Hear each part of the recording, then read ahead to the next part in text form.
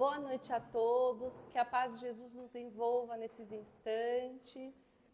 Nesse primeiro momento nós vamos cerrando os nossos olhos e vamos procurar alinhar os nossos pensamentos, à espiritualidade superior que está aqui presente, a nos envolver com imensa ternura, com imenso carinho. E nós vamos, nesse silêncio profundo, nos permitir alinhar os nossos pensamentos até Jesus.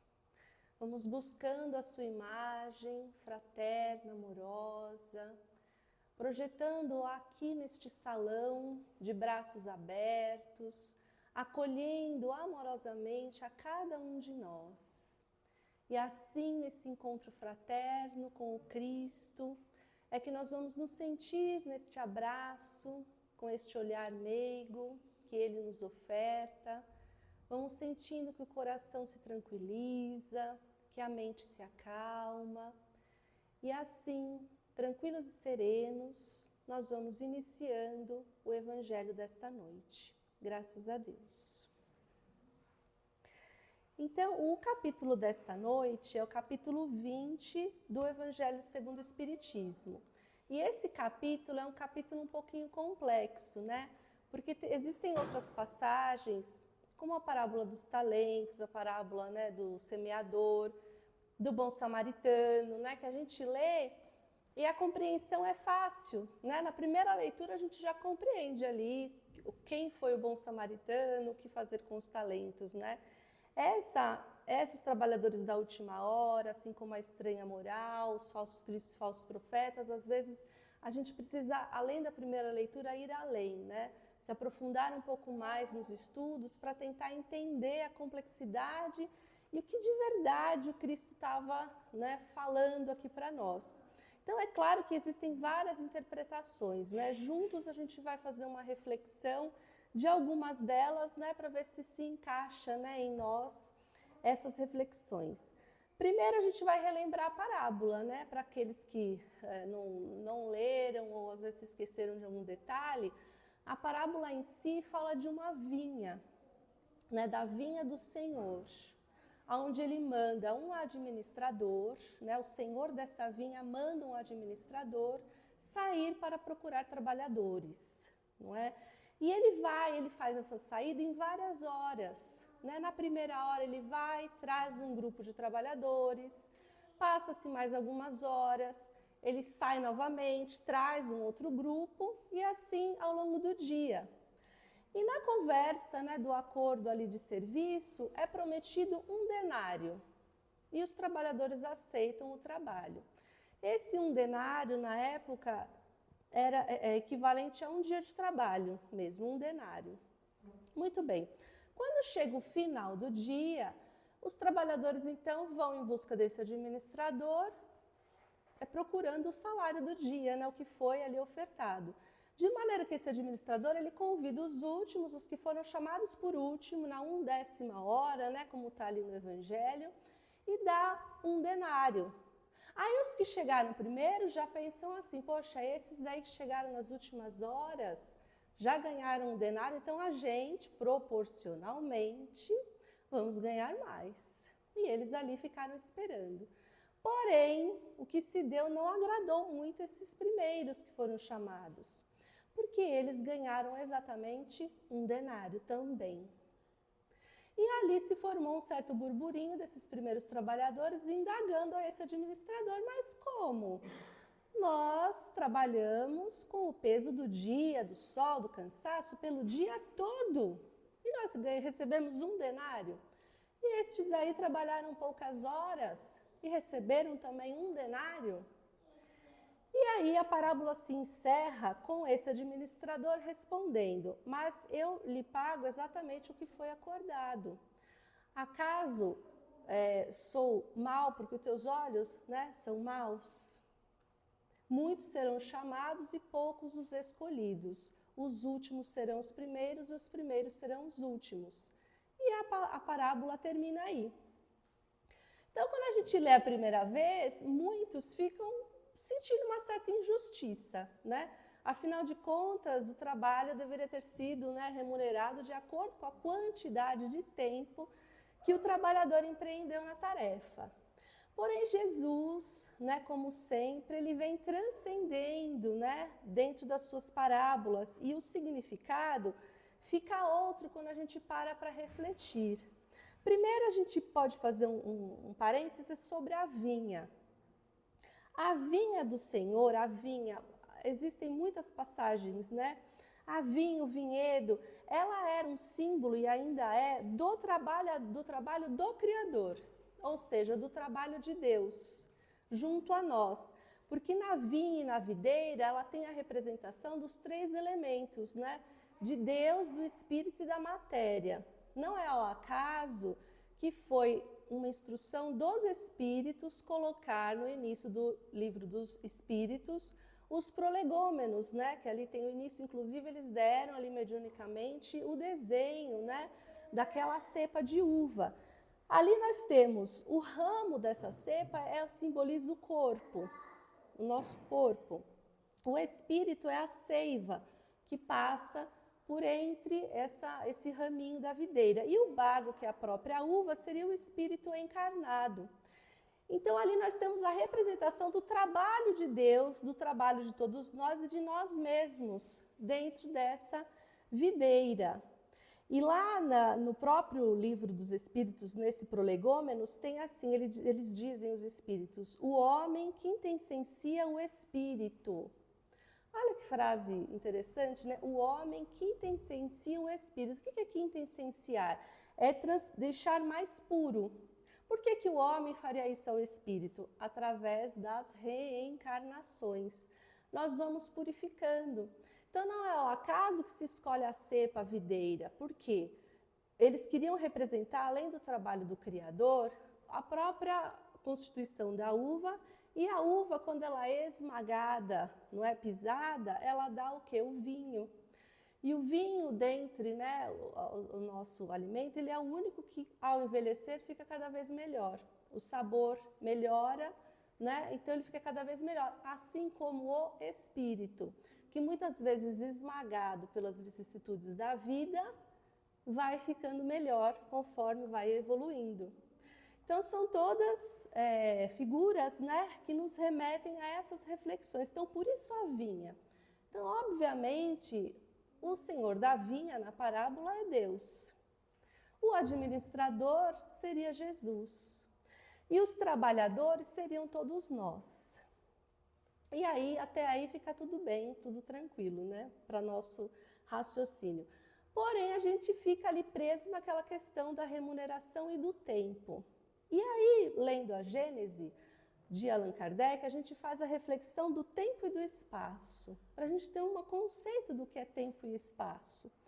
O espaço é a extensão e ele é infinito.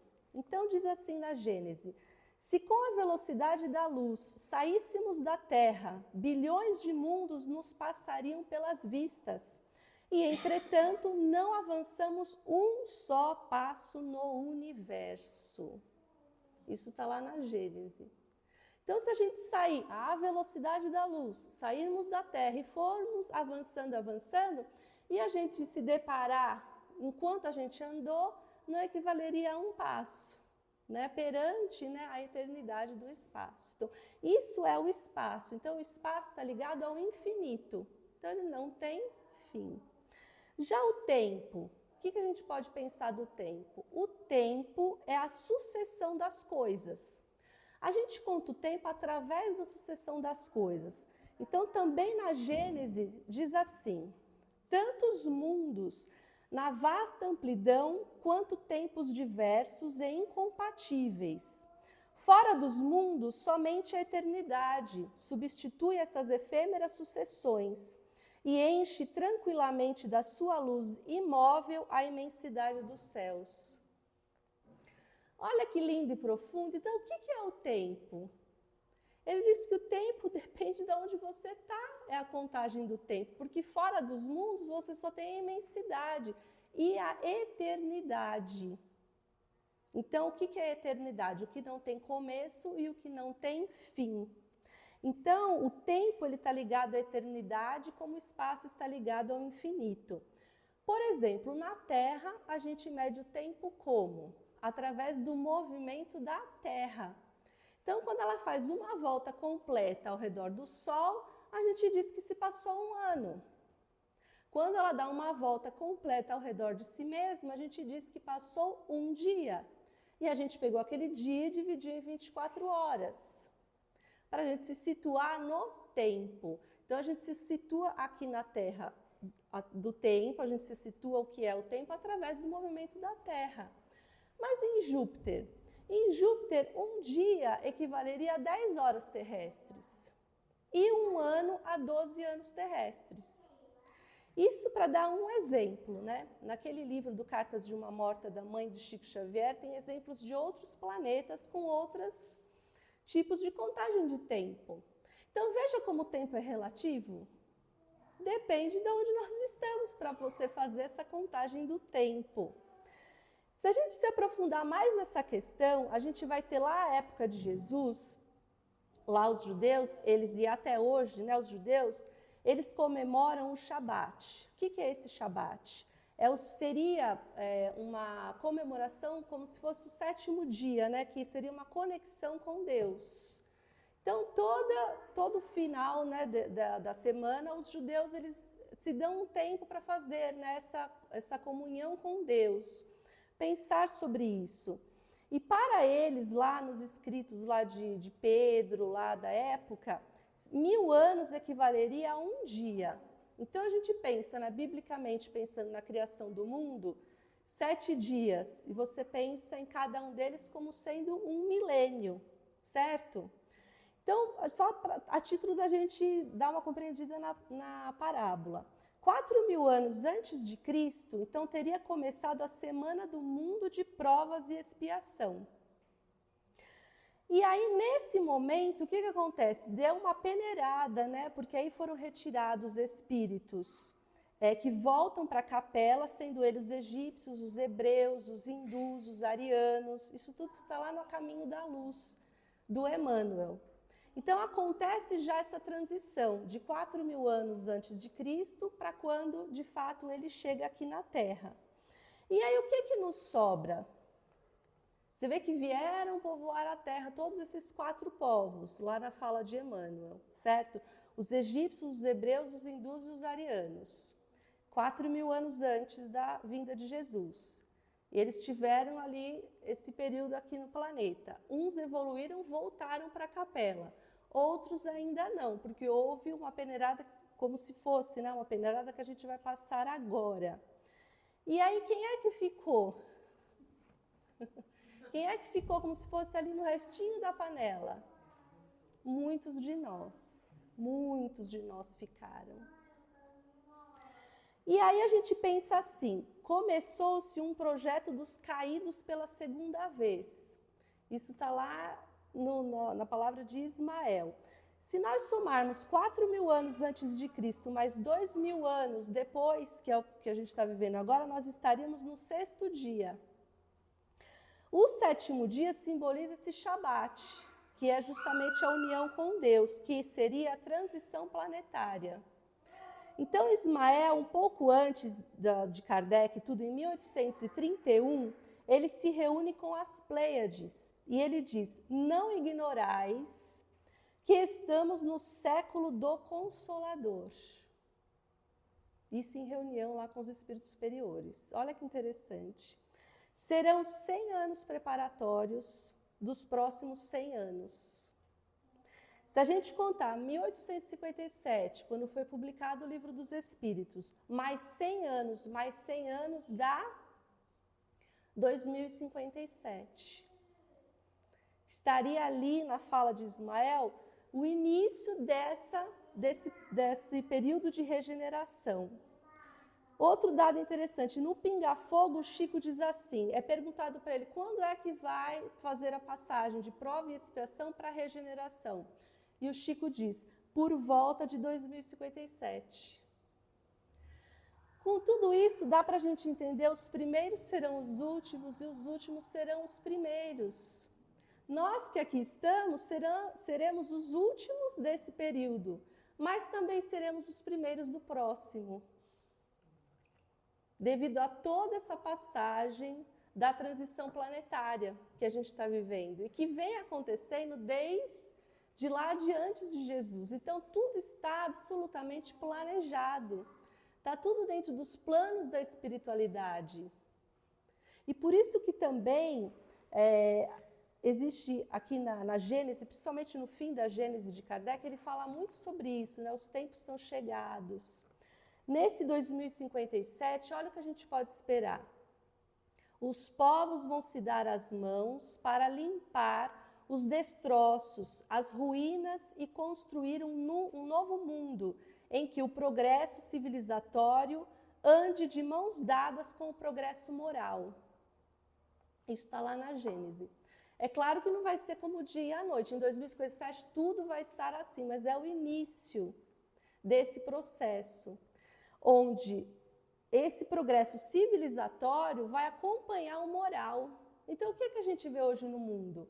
Muita discrepância, muitos abusos, muitas situações terríveis. Por quê? Muitas vezes o avanço civilizatório está muito à frente do moral.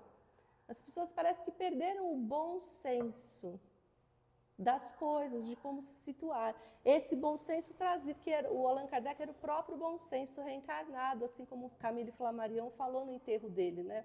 Allan Kardec era o bom senso reencarnado. Então a gente precisa resgatar esse bom senso para a gente chegar aqui, porque esse é o planejamento. Os povos se darão as mãos para limpar esses destroços que deixaram para trás.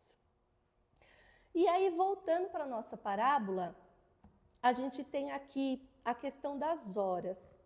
Podemos dar dois significados a ela. Ou as horas seriam as horas de tempo que a gente passa dentro de uma encarnação, ou cada uma das nossas encarnações simbolizaria uma hora.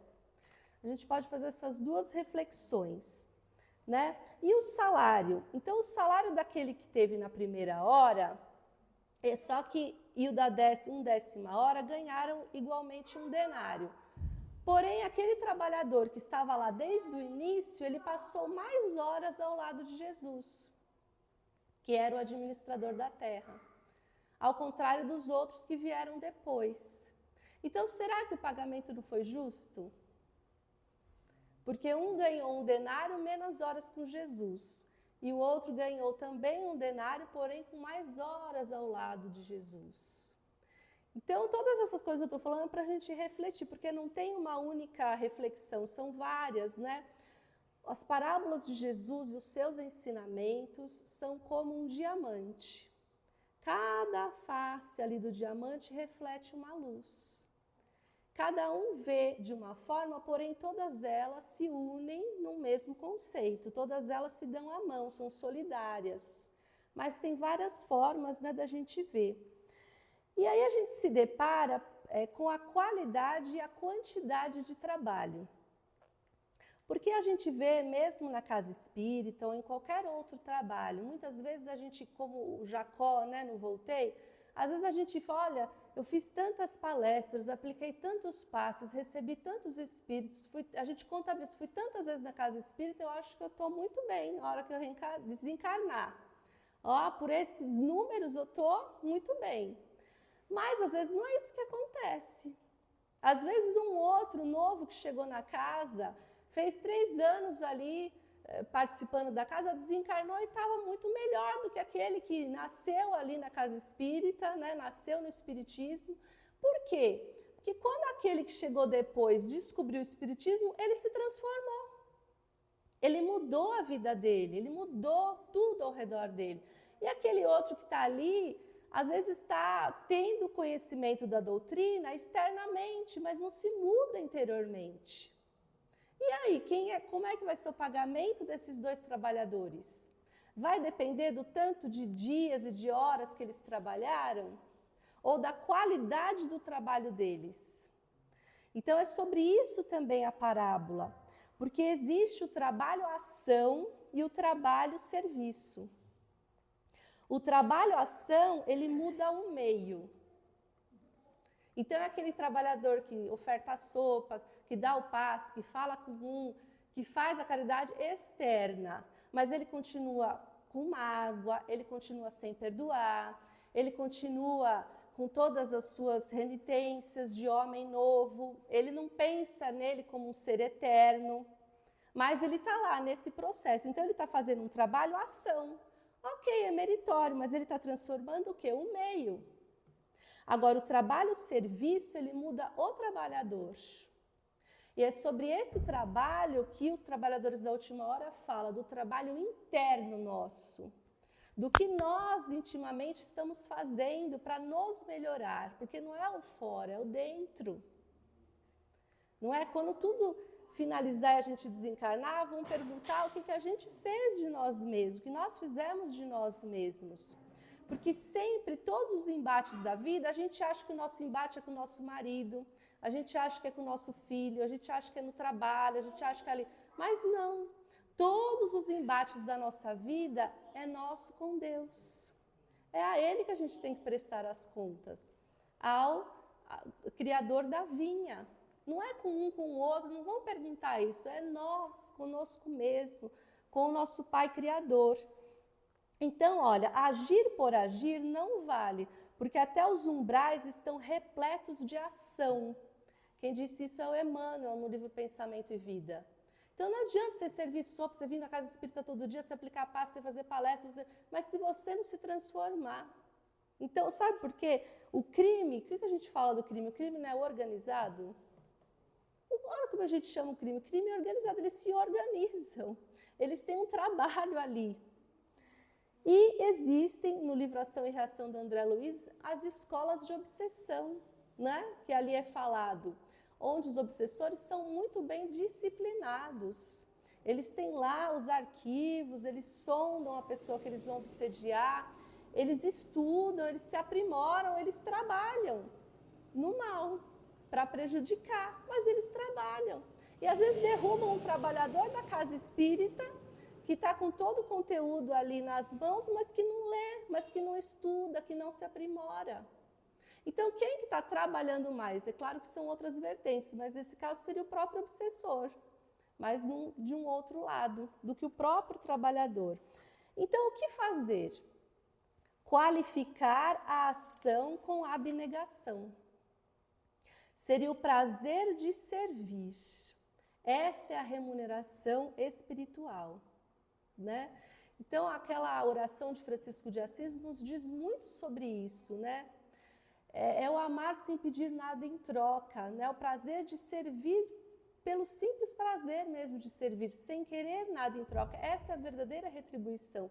Então, o lar está difícil, a gente se reveste em prece, antes de falar com o marido, com a esposa difícil, antes de tratar o filho, a gente leva Deus conosco e a gente se habilita nessas ações. A gente dá amor de nós a essas ações. Então, o amor flui de nós nessas ações. E aí a gente vai o quê? Qualificar esse trabalho. Então, quando a gente vai aplicar um passe, a gente pensa no melhor ali da espiritualidade unido a nós, que vai na pessoa que está recebendo o passe. Quando a gente está recebendo os espíritos, doutrinando aqui na casa espírita, no nosso lar, aonde é a vinha do Senhor? É o mundo todo. A vinha não é só nos templos religiosos, é no nosso lar, é na praça pública, é em todos os lugares. É oportunidade de trabalho. O Chico Xavier, quando completou 60 anos de mediunidade, chamaram ele lá na Rede Bandeirantes para homenageá-lo. E fizeram uma reportagem sobre ele. E ele disse assim: meus irmãos, esses 60 anos de trabalho é como se fossem 6 minutos. Vocês imaginem a gente, o trabalho nosso perto dele, se o dele é 6 minutos, o nosso, quanto que seria? Para vocês terem a noção do tempo. E ele dizia assim, o Chico: quem não trabalha, dá trabalho. Então, aqui a gente vai falar bastante do trabalho, a importância dele com amor. Avançando um pouco mais nessa parábola, a gente se apega agora no convite de Jesus. Porque a gente já entendeu as horas como sendo o nosso tempo, o salário como sendo a qualidade do nosso trabalho e o convite de Jesus. Não foi o administrador sair em várias horas? Ele foi sair. O que simboliza isso? Jesus, quando aqui esteve com a gente.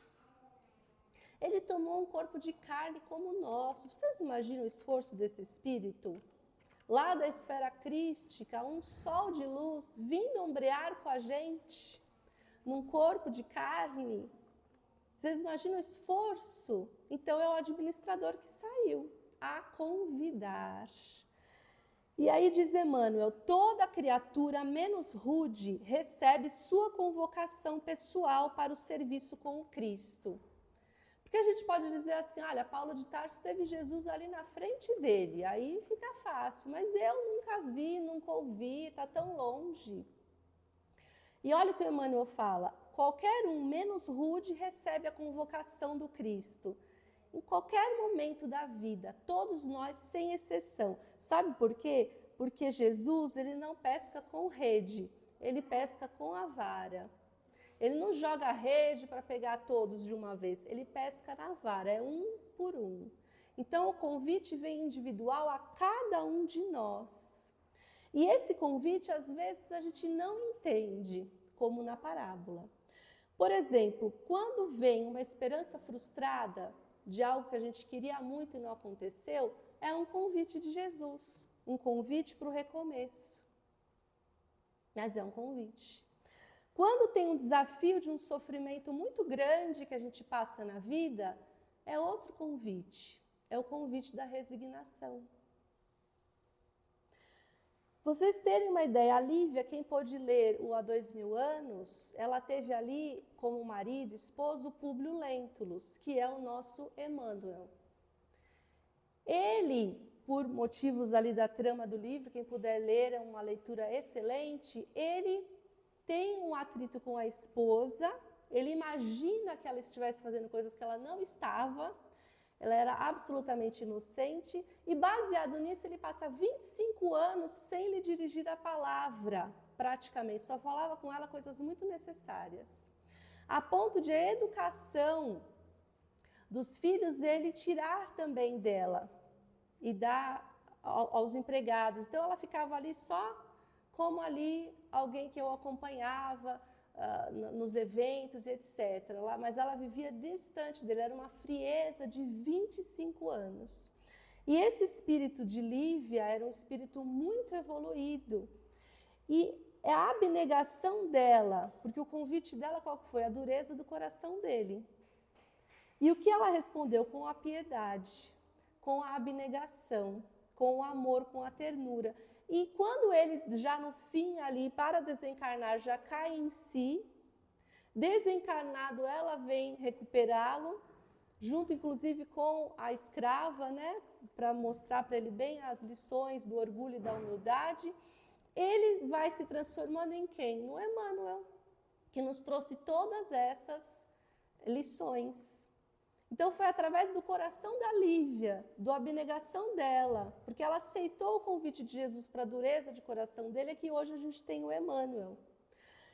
Jesus diz assim, quem me procura no serviço aos semelhantes, mais cedo me encontra. Então, às vezes a gente pensa no convite de Jesus, aquele convite florido, venha trabalhar e vai ser tudo harmonioso, e às vezes não. É num sofrimento atroz que a gente passa, é que a gente descobre Jesus. É nos braços dele que a gente tem o alívio para as nossas dores, a compreensão dele, do amor dele por nós. Você vê o que ele dizia para Pedro? Ó, Pedro, crê te levarei onde não queiras ir, mas onde precisas estar. Então eu fiquei meditando muito nessa frase, principalmente durante todo o tratamento, né, da Mari e tudo, porque olha, Pedro, crê te levarei onde não queiras ir, é um lugar onde você não quer estar. O sofrimento você não quer passar. Você fala assim, olha, você vai sofrer, você não vai, que legal, vou sofrer. Não, você não quer ir. Então, mas olha o que Jesus fala, vou te levar para lugares que você não quer ir, mas que você precisa estar. Porque ele não está vendo as nossas pequenas conquistas do dia a dia aqui da matéria. ele está vendo as nossas conquistas do espírito imortal. Ele está lapidando o nosso corpo, pensando lá na nossa evolução. Não é para a gente ser agradado e tudo dar certo materialmente, mas espiritualmente. Então, essa é a noção que a gente tem que ter desse entrosamento com Jesus e com essas verdades. E aí, por fim, né, que muito se fala que são os espíritas os trabalhadores da última hora.